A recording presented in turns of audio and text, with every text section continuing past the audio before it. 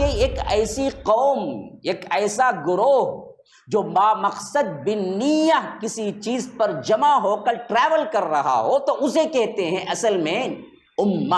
ہم نے اس مفہوم کو کھو دیا، نام کے امتی بن گئے، نام کے امت مسلمہ رہ گئے، حالانکہ مسلم امت کے اندر نہ ایک جہتی ہے، نہ ایک عقیدہ ہے، نہ ایک منہج ہے، نہ ایک مقصد ہے، نہ اس کے اوپر جمع ہو کر کوئی اسٹرگل ہے، کوئی کوشش ہے، کچھ نہیں ہے، سب کھو دیا۔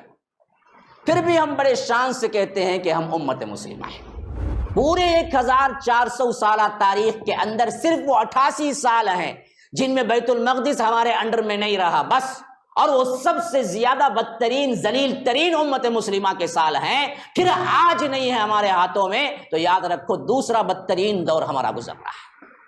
ہم کو احساس ہی نہیں، ہم سمجھتے ہیں کہ صدیوں سے انہی کے پاس ہے، نا مسلمانوں ہی کے پاس رہا، حتیٰ کہ خلافت عثمانیہ 1924 تک جو قائم تھی ان کے باقاعدہ قانون میں لکھا ہوا تھا یہ قانون کہ یہودی یہاں گھر لے نہیں سکتا، اور یہ قانون خود عیسائیوں نے لکھوایا تھا جب حضرت عمر نے چابیاں لی تھی۔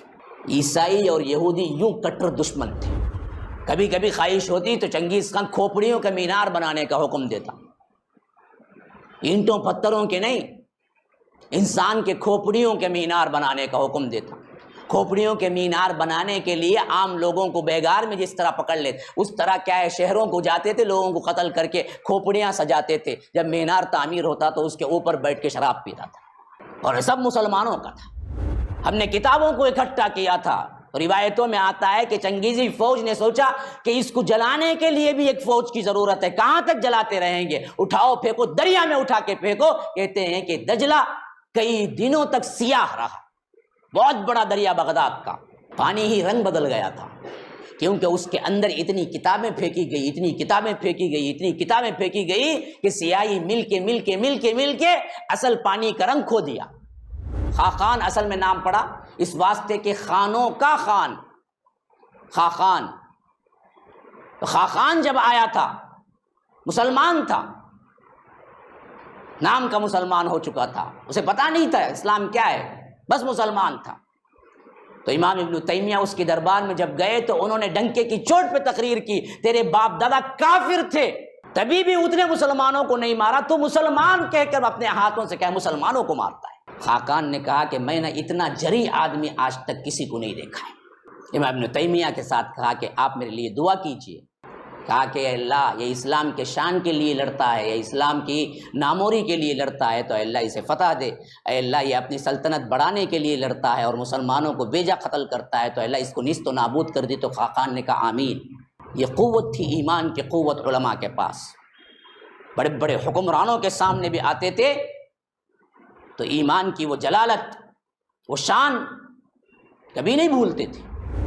جس حیثیت سے یہودی ابھر رہے تھے، بیت المقدس تک کے اندر ہاتھ لے لیا اور جگہ بنا کے وہاں پر رجسٹری بھی کر لیا اور اسرائیل بھی قائم ہوگا ایک طرف، لیکن دوسری طرف ان کا کٹر مخالف دشمن جو اس سے پہلے کبھی نہیں پیدا ہوا، وہ پیدا ہوا ہٹلر۔ اس نے ان کو اتنا مارا ایک ہی زمانے میں، عجیب دونوں واقعات۔ 1965 میں تو یہ ہے جو 5 کلو سے زیادہ سونا کیا ہے، صرف اور صرف مسلمانوں کی طرف سے، اپنے طرف سے انڈیا کی فوج کو دیا۔ اتنا بڑا دینے والا پورے تاریخ میں کوئی نہیں ہے سوائے ہمارے۔ انفاق کی ایک نادر مثال، ہاں کلو نہیں ٹنوں کے حساب سے سونا دیا ہندوستانی گورنمنٹ کو، اور آج یہ ہندوستانی گورنمنٹ ہم کو کہتی ہے کہ ہم کیا ہیں، وطن پرست نہیں ہیں، ہمارے وطنیت پر شکوک و شبہات کا اظہار کرتی ہے، ہم کو کہتی ہے کہ جاؤ باہر۔ کیوں؟ ہم کو تاریخی پتہ نہیں ہے کیا ہے۔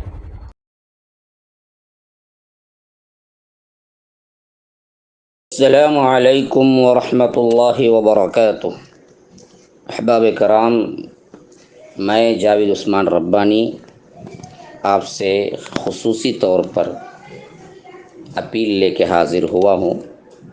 آپ سب کو معلوم ہے کہ اللہ تبارک و تعالیٰ کے فضل و کرم سے مسجد السلام کی تعمیر کا سلسلہ جاری و ساری ہے، اور اللہ تبارک و تعالیٰ کا بے پناہ فضل و احسان ہے، اور آپ لوگوں کی دعائیں اور مدد شامل حال ہے کہ مسجد السلام اپنی تکمیل کے آخری مرحلے میں ہے۔ فین، لائٹ، اے سی اور اسی طرح انٹیریئر ڈیکوریشن، لفٹ اور فلورنگ کا کام باقی ہے، جس کے لیے اشد ضرورت 35 لاکھ 35 لاکھ کی ضرورت ہے۔ اور جب بھی میں نے اپیل کی ہے، اللہ کے فضل و کرم سے آپ لوگوں نے دل کھول کر دیا ہے۔ اہل خیر حضرات کے لیے بہترین موقع بھی ہے اللہ کی راہ میں دینے کا، تو آپ لوگوں میں آگے آئیے اور اس میں جو ہو سکتا ہے جلد سے جلد مدد کیجیے، کیونکہ ہمارا پروگرام یہ ہے کہ رمضان المبارک کے پہلے اس کا افتتاح کر لیا جائے، تو ہمارے پاس وقت بہت کم ہے، اور اس سلسلے میں پیسے کی جو رقم میں نے بتائی 35 لاکھ اشد ضرورت ہے۔ تو آپ تمام سے گزارش ہے کہ آپ اس میں حصہ لیں، بڑھ چڑھ کر، کوئی 1 لاکھ، کوئی 2 لاکھ، کوئی بڑی ذمہ داری کا، کوئی ٹائلز کا اور اے سی کا اپنی ذمہ داری میں لے لے۔ جو ہو سکتا ہے، جی پے نمبر بھی دیا گیا ہے، آپ اس کے ذریعے سے بھی مدد کر سکتے ہیں۔ اکاؤنٹ نمبر بھی آپ کو یہاں پر اسکرین پہ دکھایا جا رہا ہے، اس سے بھی آپ مدد کر سکتے ہیں۔ اللہ کی اس مسجد کے لیے دل کھول کر تعاون کیجیے۔ اللہ تبارک و تعالی جنت میں آپ کے لیے ایک گھر بنانے کا وعدہ کیا ہے۔ شکراً فجزاکم اللہ احسن الجزا۔ والسلام علیکم ورحمۃ اللہ وبرکاتہ۔